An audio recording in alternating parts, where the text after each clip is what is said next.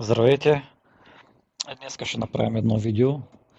Същото табло за селска къща с лоши линии въздушни, където може да стане винаги пренапрежение, породено от атмосферни влияния и така нататък. Затова в нашото табло имаме реле за напрежение, но имаме и SPD или катоден отводител или аресторна защита, както искате така го наричайте.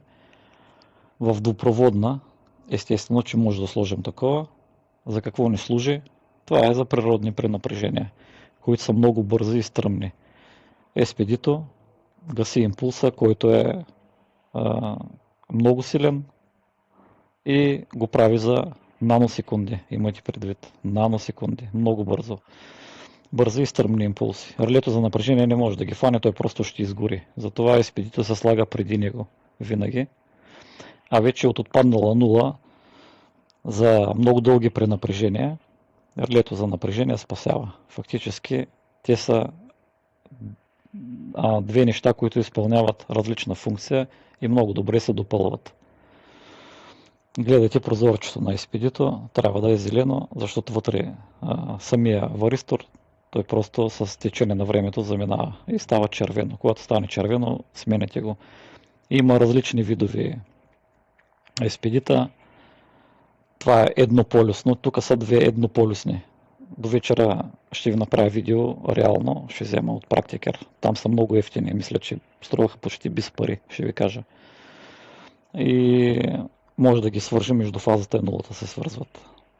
Има такива на Шнайдер, които са в един корпус, има две касетки и тук отдолу имате, където пише PE, не N, а пише PE. Фактически фазата и нулата може да фазата се свързва отгоре, а нулата ще свързва отдолу. Ето сега ще видите, ще ви го нарисувам как се свързват.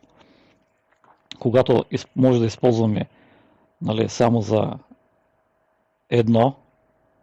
един полюс, като свържем фазата отгоре, нулата отдолу, или да сложим две успоредно и така повишаваме тяхната мощност. Да речем, ако едното е 20 кА издържа, тогава двете заедно ще издържат 40 кА. Това е още по-добре.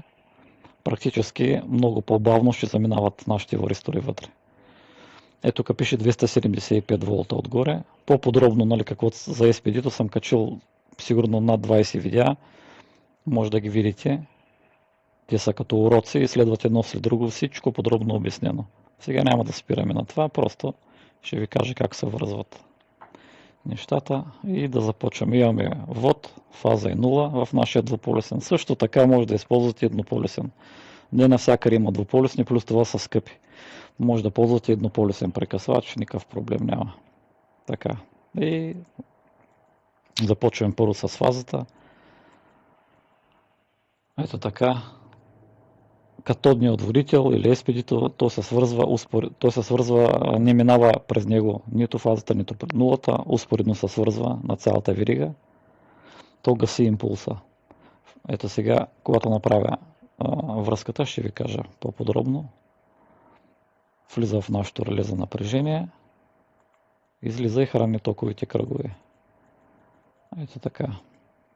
Отдолу ще излязат за всеки токов кръг отделно кабелите.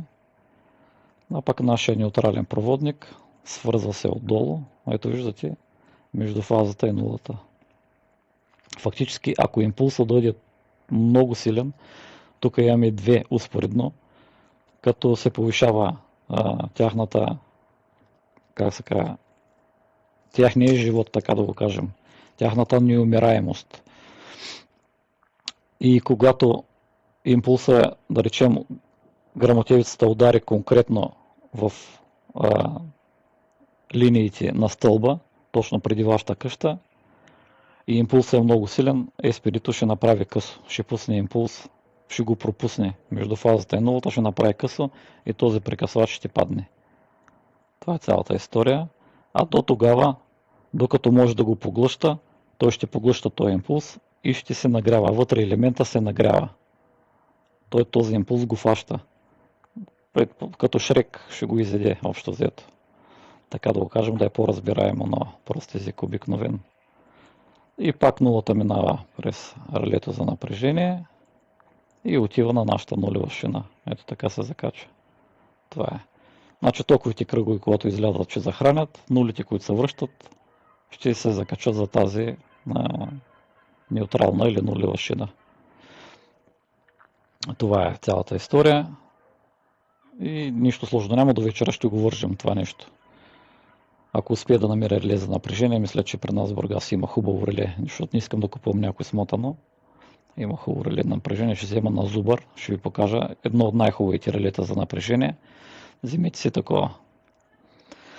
Пак 63 ампера, мисля, че в Бургас го продават на едно място, но видях, че ето сега ще ви покажа.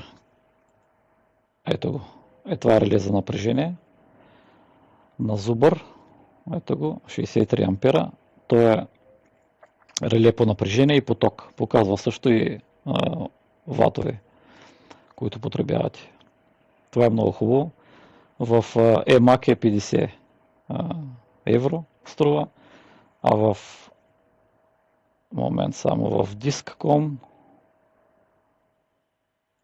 в Бургас, ето го същото, струва 70 евро. С червено, а с бялото е по-ефтино 65 евро. Ще да купя едно такова. И има различни, вижте как по различен начин се закачат. Вижте, влизат и фазата и нулата, и фазата и нулата излизат. А тук влиза фазата и нулата, излиза само фаза. Общото на тия двете релета, че прекъсва само фазата. Ето виждате ли, няма релета, които да прекъсват и нулата. Просто няма. Ако има някъде на пазара, мисля, че някакви руснаци почнаха да пускат, но тях мисля, че още не се продават. Релето прекъсва само фазовия проводник. Ето. Затова, както казах още в самото от начало, където хората ми казаха, че ти неправилно вързваш, не знам си какво. На релето за напрежение нулата му трябва просто за да мери. Тая нула може да не излезе от тук. Разбирате ли? Ние ще я вкараме тая нула, а нулата от тук може да не излезе, както не излиза от тук. Няма никакво значение. Има два начина на закачане. Така че, ето тук сме изкарали. Но тя може да не излиза от тук, а може директно от изпедито да я вкараме тук вътре. Имам такива клипчета, гледайте ги, качени са.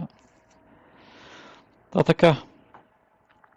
Това е, може да се каже, още по-сигурно табло, защото тези хора, които живеят някъде в планините, такива зони, където има много грамотевици и ситкавици, релето за напрежение няма да спаси от тия бързи и стръмни импулси. Само SPD-то спасява. А релето за напрежение спасява, ако падне вече дървото върху линиите, скъса линиите, някъде скъса сапен проводника, който падне снега върху линията зимата. Това е доста срещано, винаги по телевизията ни казват в някое село, всичките уреди изгорели, хората са недоволни. Защо? Защото нямат реле за напрежение. Това е. И така. Защо слагаме отпред SPD-то, а не след реле за напрежение? Защото релето за напрежение, както казахме, не пази от бързи импулси. Просто ще изгори. Нали, когато дойде много бърз и стръмен импулс. Затова SPD се слага отпреди. Той първо ги фаща и тогава вече релето за напрежение. Това е поредността. Гледайте, още клипчета ще пускам. И така, благодаря.